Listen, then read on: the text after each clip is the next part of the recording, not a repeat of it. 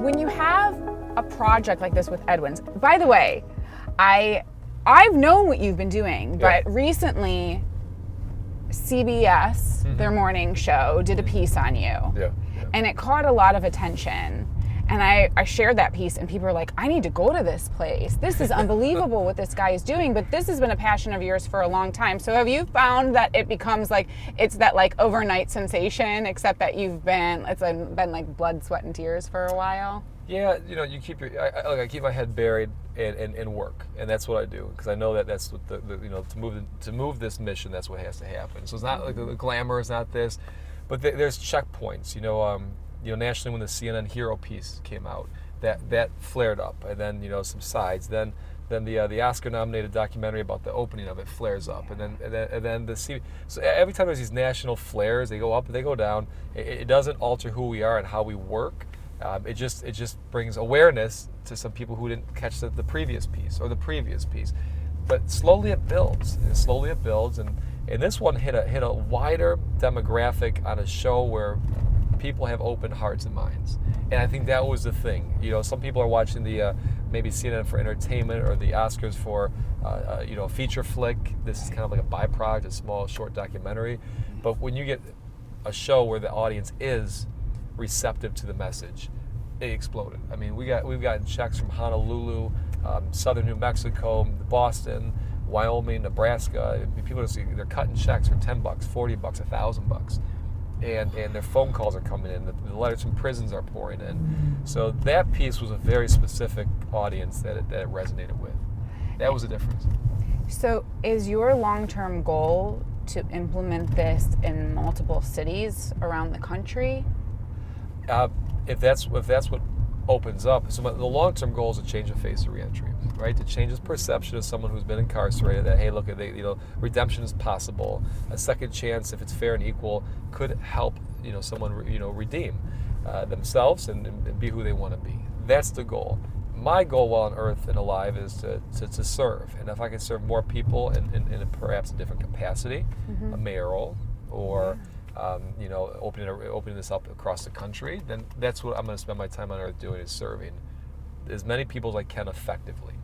Let's go back to that changing perceptions and the whole point of reentry. So there are a number of different ways that we can talk about that, because I think there's so much that falls under the umbrella. Let's just first talk about stigma. Yeah. Do you feel like there are some people who were either nervous or are nervous to come in thinking like, well, who's preparing my food? Are they going to be clean? Are they going to know what they're doing? Is the food going to taste great? Like, am I going to have an issue? Like, I don't mean that to sound like an ignorant question. It's a truthful question. It's a real question. So I just want to backtrack and let's look at human beings as a whole. Human beings are idiots, right? I mean, we'll gravitate towards what people say is certain, or the bottom line is, in Europe, I learned that people will get on a plane and take a train to a boat, hike up a hill with a donkey to try the best lobster bisque. I learned that in Europe, people will seek out greatness, right? So above all, our affinity towards greatness it will overcome any other sort of fear, right? And the restaurant's great, right? The food there is great, and people will seek it out because the more people talk about that it's great, the more people they want to talk about, right? So it's a human being thing, and they'll overcome based upon that premise. Right. Now the reality is, on that journey to overcome, and taste greatness, there's this idea of, well, where am I going? Is that boat safe that I'm getting on? Is this plane going to crash? Right? So there is a natural fear. Yeah. I talked to a woman last week, not even last week, it was 3 days ago. She goes, I'm so sorry, but I got to tell you the story. Me and my husband wanted to dine at EDWINS, right? I wanted to go there. And my husband said, well, I'm not going to pay with a credit card to a bunch of people that have been incarcerated. And we're talking about an educated woman from the east side that was not like, she wasn't afraid, but her husband was like, I don't want to go this way. She goes, I'm sorry it took so long to get here, but we had to overcome that piece. So your question is very real. I just happen to be one that doesn't surrender to fear or care too much about it. And I know that this great experience of food and hospitality will overcome the fear. I have to say, though, I applaud that woman for being honest and having that conversation, because some of it's just about having the conversation so that if we can talk about it, we can work together through the fear, right? I think sometimes people are so afraid to say the wrong thing, to offend somebody or to be criticized, that they just don't say anything at all, and then we don't learn anything. Yeah, and then the issue compounds and it's internalized. You're right. One thing that also happens today, so that I've farmed out everything that we've been outsourcing. So we were outsourcing valet. I started our own valet company, and our grads or our people do valet. Whatever it is, we can figure out a way to do it better, right? And employ someone that needs and wants to do it. So when we valet the cars, sometimes someone will a pair of sunglasses will go missing. And I had this guy who came in. He goes, "I really appreciate what you do, but your valet stole my sunglasses." I said, "Look, whatever happened, I'm sorry. Things go missing. I've never heard of this before, but I'm going to address it. And officially, if we got to pay a bill, we'll pay a bill. I'm sorry that your sunglasses got missed. We'll take care." And then a day later, he calls back. He goes, "I found my sunglasses underneath the seat. I'm sorry." So the first instinct and the first reaction is someone else. It's not me. It's someone else. And the next conclusion becomes. Yeah, so it's still a sad perception that exists, but if we continue to do this sort of thing and show that we can do great things in a better way than other people that maybe haven't been to prison, we'll start to change the dialogue. So when the sunglass thing happened, how do you have a conversation then with your employees, or do you wait a little while knowing that maybe those sunglasses are going to turn up? And I'm just using the sunglasses as an example. I usually go out there and I say, "Look, this fucking guy says that he lost his sunglasses. I'm just letting you know, look around the car where it was parked. Maybe it fell out, maybe it didn't. Just let's make sure we do our diligence on our end." I don't start drilling down and saying, "Hey, you, what?" It's not even like that. It's not even like that. Because I'm not worried about that. Because do you think the guys who are men and women, because you have men and women working for you, are thinking like, "Oh, of course, that's what they're gonna think." Yeah. It's sad. Yeah. So there's a lot of I'm this buffer oftentimes, just like a piece of rubber in between the society and the reality, and then those who are trying to do better, and it's always trying to buffer and deflect and making sure that we can protect someone's space and growth. So they don't have to feel like, when's the other shoe gonna drop? Yeah, of course. Okay, I'll get my I quit or something. That's not what we're trying to do. How long did it take your employees to trust you and to go, "This guy really does care about us. This guy really does believe in us, and that we can have talents and give back and contribute to society in a positive way," which is through food. I can't think of a better way than to change someone's life through food. The Italian in me. That's right. No, I couldn't agree more. So I've never got caught up in that. I just know I'm very comfortable in my own skin and why this is happening and why I'm put on earth to do this, and I'm very grounded in what this is all about in the bigger picture. So I never really care if someone doesn't trust this, that, the other. But and I started teaching in prisons in 2011, and now we're in 13 prisons. The idea of just meeting someone where they're at, whether it's incarceration or at a homeless shelter or in rehab, it's not some publicity stuff. I think this is it's a mission, and if someone wants to come along, great. If they don't, so be it. But the culture is set up where it doesn't work if people don't buy into the system of becoming who they want to be. So we create a culture where we're not asking about your past. We never ask. We never ask about what your education was. We say, we're going to meet you right here in this moment, and we're going to present to you a possibility of going to wherever you want to go in this business. That's it. And so when people say yes, and then they start to achieve, that's where the trust starts to hit the road. So we push, someone succeeds. Maybe there's something to this. I'm smarter. I'm stronger. I feel better. And that sort of thing is what trust is built upon. Results and catching someone when they fall, and making sure that they're there. We're always there. What made you want to do this? Like, where did it come from? I feel like there's always something in our lives that will ignite a passion. Yep. It's not necessarily just in our DNA. I mean, your drive and your persistence and, that can be in your DNA. But Sure. what about this, like, call to do something bigger than yourself? Yeah. So I mean, the precise moment of when it happened, it was I was working in Manhattan, and I got 2 phone calls about someone back home. One, someone being murdered, stabbed, found in an abandoned building, and we were close. But I got the call, and I said, I mean, it's just rotten. I mean, like, I'm here, and they're not. Why? You start to question these sort of things. And the second call was another person I worked with, a sous chef. This is maybe less than 4 or 6 weeks later. He got murdered over $5, and it was just like, is this really what it is? So that was the exact moment. But that exact moment was precipitated on this idea that, one, I got the heck out of a shitty town, right? Yeah. I got out. One, I have a different color skin than most people back home. 2, I had a mentor who taught me the right way, right? And those 2 things allowed me to have an opportunity. And that opportunity led me from Detroit to school in New York, to under the greatest chef in the country in Chicago, over to France, working at Michelin 3 stars, and then in Manhattan, working at the finest restaurants, right? So now you put that weight with that phone call, and you say, I'm here, I'm alive, I've seen this sort of thing, and some people aren't even breathing. That was kind of like this crux of saying, like, how do I give this back, right? I mean, for all I knew, I was gonna be the best chef in the world, which is Manhattan, right? I was gonna be the best chef in the world, and I was on that track. I was so focused, working at these places, but reality calls, and that was it. I said, well, I'm gonna build a restaurant that was like the break I had, which was the right teaching and forgiveness, and I'm gonna start today. That was 2004. Wow. Yeah. Forgiveness is a huge part of it, right?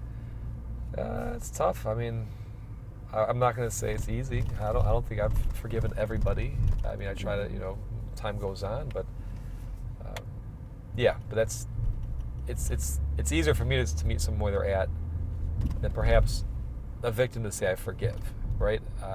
It's easier for me to meet someone and say, look, you want to do better, let's go forward, than it is, I think, for someone to overcome some bad things. Because some people belong in prison. You do a bad thing, you need to go. Okay? Right. Get clarity, get it, but it shouldn't dictate the rest of your life. I do believe in the redemption piece. Do most of the men and women who have been in prison, who you end up meeting and work with, do they, of course they want a second chance. Do you think they believe they deserve a second chance? I don't know. I mean, personally, I don't know if I deserve a second chance or third chance. I don't know, but I mean, I've got it, and then I'm gonna run with it. I don't know if someone feels worthy of that chance. It's not a question I've dug into. That's a very good statement, though. Do you think maybe that's a big hurdle someone has to clear?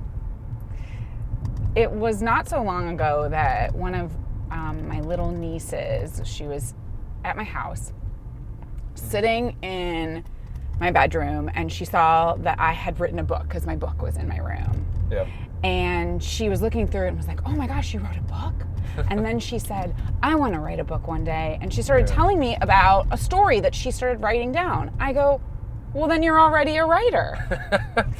And I'll never forget this look on her face that said, like, oh my gosh, I am? Like, you just told me I'm something that no one ever said before. Like, okay. Like, it was this, like, she stood a little taller and her face lit up. And so I wonder, with the men and women you're working with who've come out of prison, who've likely been told what they can't be. Sure. When you tell them you can do this, like you can be a chef, you can be a top chef, you're gonna feed people, you can be successful in what I'm training you to do. When you tell them you can, do you see a physical change in them? I don't know. I don't think I've ever looked for it. No, I'm going to have to. Now you're going to look. I'm going to have to. I don't know, but I think that you can. The hardest thing in this program to do is make sure that esteem is rebuilt from what poverty and prison has ripped away. Right, humanity and dignity is a really tough circuit, and I do see that being the hardest thing to do. Is someone feeling like I can, right? I can, because once you know you can, Now it's a different. Now you're a different animal. You know, how big can this grow? So I don't know, but I can see a different swagger in someone and the way they carry themselves and say, like, you know, I'm in a place where I know I'm going to be better or accomplish what I want. It's not what I want for someone. It's what this person wants their life to go. That's also an important part of this piece. I think if you're seeing a different swagger, then you've seen the change. I think that's a physical change. Yeah. Mm-hmm. Well, you see it. Sometimes it takes longer for someone to click than others, and that's life, right? Isn't it? Is there a willingness to learn and to want to be good? Oh, you got to. You're out of the program. I mean, you won't float. Mm-hmm. You won't float. I mean, you'll see it in performance on the floor. You'll see it in grades in the academic side of things. I mean, you'll see if somebody doesn't want to do this, and it's self-selective, because if someone else is pulling you up, they're only going to pull you for so long in this program because they gotta succeed. What is your success rate right now? Yeah. Success, it all depends on how you grade it, right? Some people's success is, a job, right? And consistency or being clean or, just, being able to take care of their kid in a responsible manner, right? It's all different. But if you looked at some of the metrics that others would measure it by, employment. So 95% are getting jobs once they graduate. So it's a 6-month program. After the 6 months, you actually have 50 jobs waiting to hire. So you're not going in as a dishwasher begging for some hours. You're, hey, what do I want, Northern Italian or Southern Italian? You're empowered. So your success in employment, recidivism, meaning the rate at which you return, we're less than 1%. Nationally, it's over 50%. Wow. So you see a success in someone saying, I want to stay on this path. Wow. That's cool? Incredible. Yeah. When was the moment that your head hit the pillow and you go, I'm doing something right? I feel good about the man in the mirror, about what I'm doing. I don't know. These are really deep questions. My head hits the pillow, I fall asleep. I'm beat. Because how many hours are you putting in? 90 to 100. It's still consistently 90 to 100 hours, and it doesn't end. And so I hit the pillow, and I'm like, I'm good. But I just know that from the first moment I said, this is what I want to do, and then, having the courage to step out and do it. So that's the hardest part a lot of people face, and I see it in young entrepreneurs around the country who reach out and say, I say, well, you're on step 5, let's do it now. Why aren't you doing it now? It's a fear. It's a fear of failure. It's a fear that it's not perfect enough. I said, just start in a church basement, but start doing it now.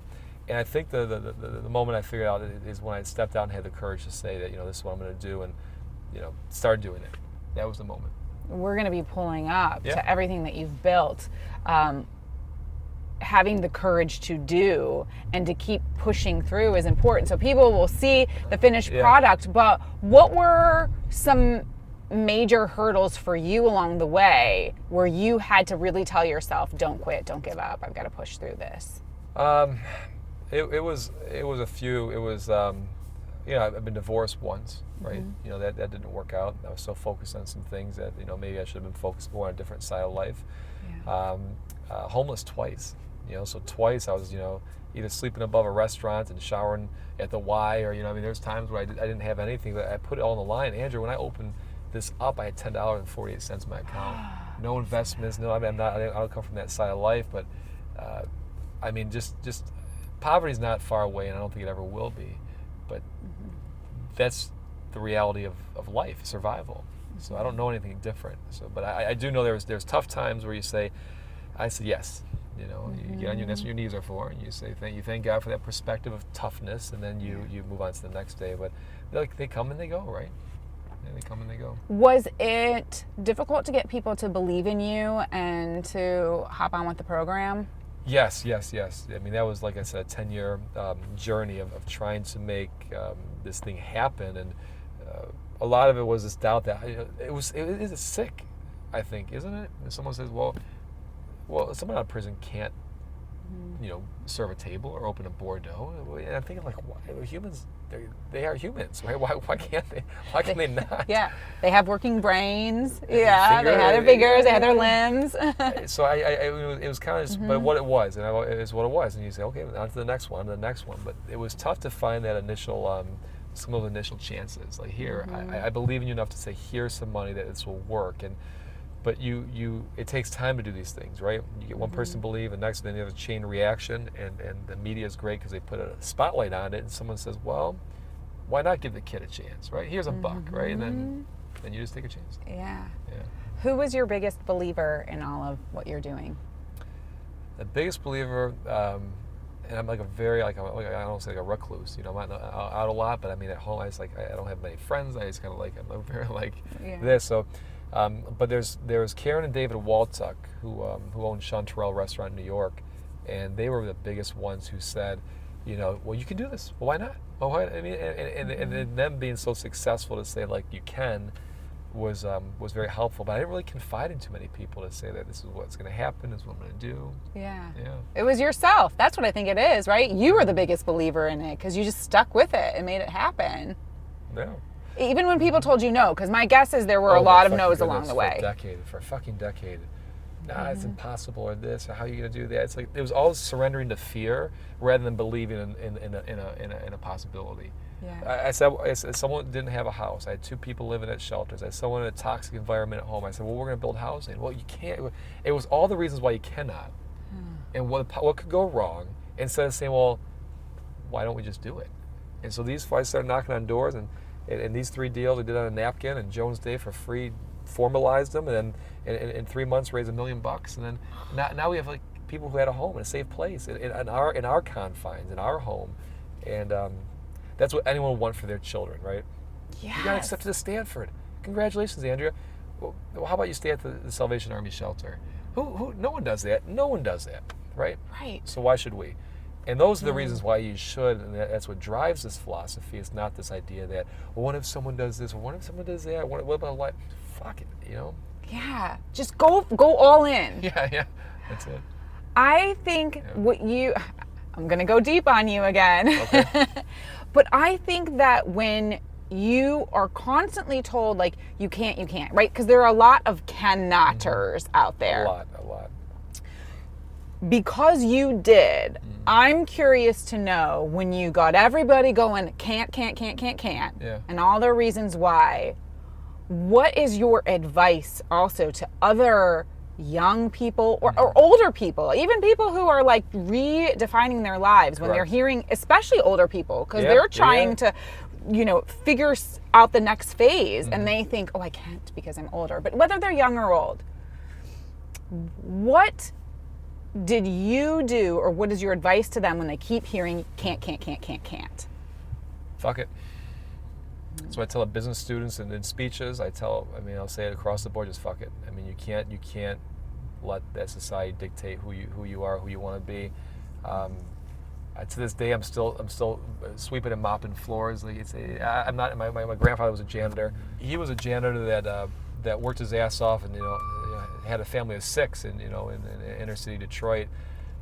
He had pride in what he did. I just think that at home we have no TV.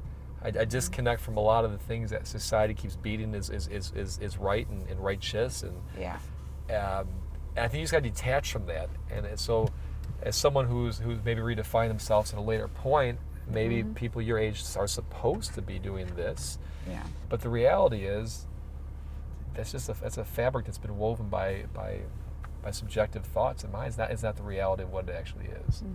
But you just gotta say, fuck it. Yeah. Who cares? Who cares? And you live once. We're gonna be dead. And then what happens? What did you do? I never wanted to go on my bed, and when I started doing this, I never wanted to be dying and say, I didn't try starting this dream I had. I said, I don't want to die and say, I wanted to do it, I just didn't try because I was afraid. And that was one thing that really forced me into doing this. I just didn't want to die like that. Yeah. That's a good driving force, because one day that's something we know we're all going to do, right? We're all going to die. So like, while we're here, why not just go for it? And I think too, it's the you're going to get no's, so you may get 100. You just have to keep going. Correct. It's just the one yes, but often it's going to be a ton of no's before you get to that yes, right?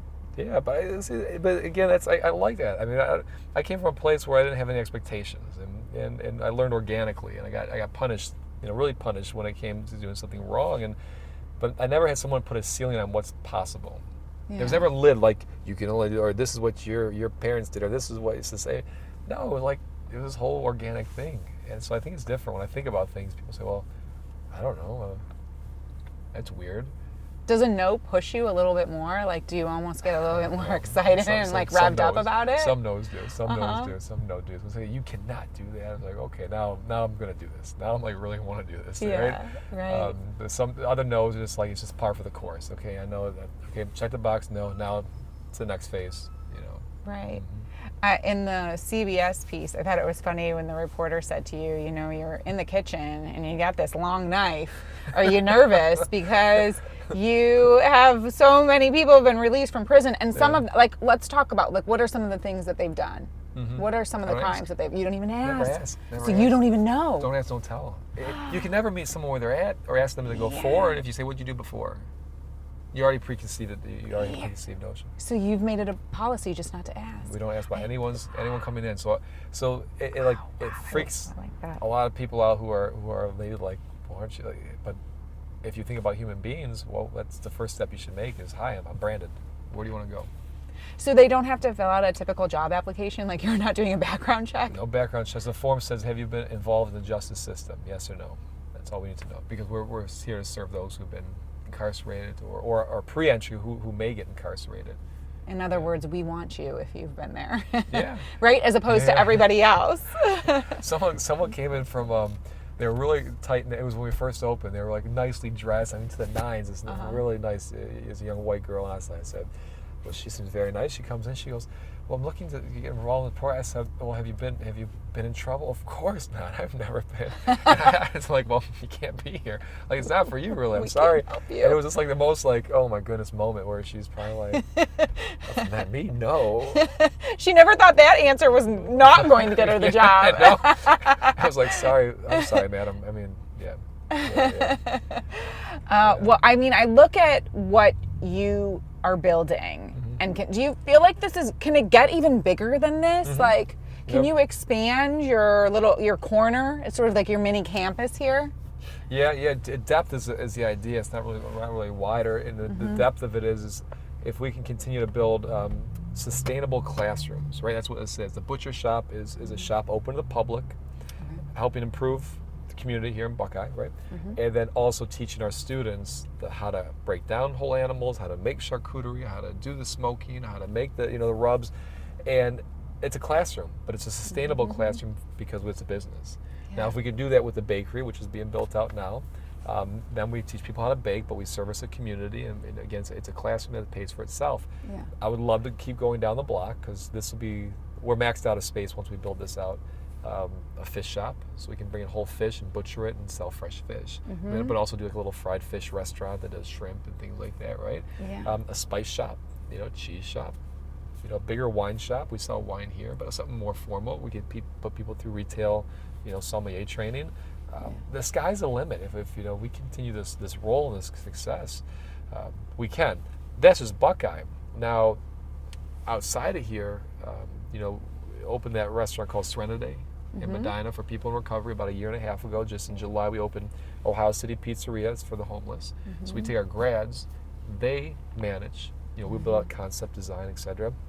And then they service those who they're trying to help, which are the homeless, the addicted, or anyone that needs a hand. So that's the secret, is this consulting thing. Like, in 2 weeks, this Tuesday I'll be in Austin talking about this, and 2 weeks after that, Memphis, and idea is we can plant the seeds and then bring our grads to water those seeds. Now we're kind of spreading this web. That's so cool. So it can expand, but I don't want to get to more restaurants. They're a headache. But to help open and staff and guide, that's a different story.